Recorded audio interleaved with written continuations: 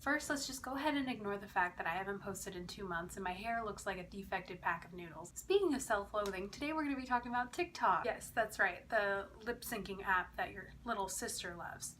Now, you may be wondering why I, a creative writing major who wishes to cultivate an image of art and pretension, would want to talk about the seeming antithesis of that. Well, my freaky friends, this is probably going to be the most pretentious rambling about class and pop culture that I'll ever post. So do enjoy. My interest in TikTok came about in the usual way. It was the end of a long week and I was ready for your typical wild college Friday night, sitting alone in my dorm eating cottage cheese and watching shit on YouTube. My recommended feed was normally British reality shows and Vine comps, but tonight there was something new. TikTok cringe comp. Of course I had to click out of some morbid curiosity. And oh, sweet Philip Seymour Hoffman. Unfortunately, this became a daily watching habit that I'm only now starting to break. I know, I'm very strong to be overcoming my addiction. In all that time I wasted watching people say something random and then sexily pose in slow-mo to bass-heavy music, pretend to make out with someone just out of frame, try to show them what they're missing in a bad makeover edit, and wonder why good girls love bad boys. I'd like to think I did gain a very strange new perspective that I'm just gonna go ahead and say.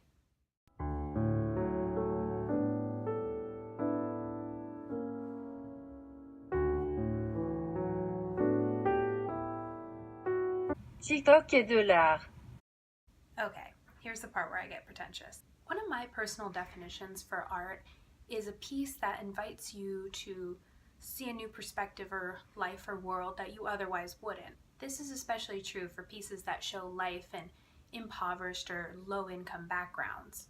Some pretty recent films that were quite deservedly praised for this include The Florida Project and Moonlight, as well as the cult classic like Gummo.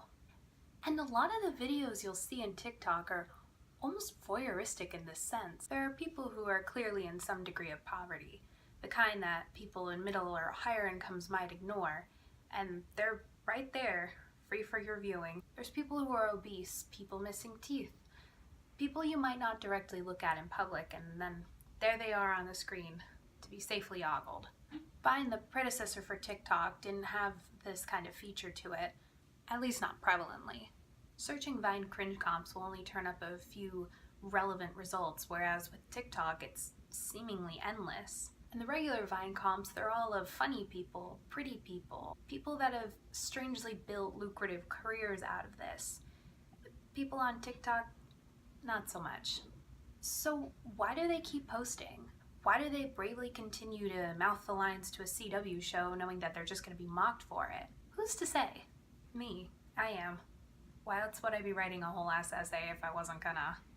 I think a good part of it is because in the few seconds that we see them doing whatever it is that make them subject to ridicule, they get to embody something that they otherwise aren't. For those few seconds, they get to direct themselves as someone desirable or funny or sexy or whatever it is they want to be in a world that tells them they otherwise aren't.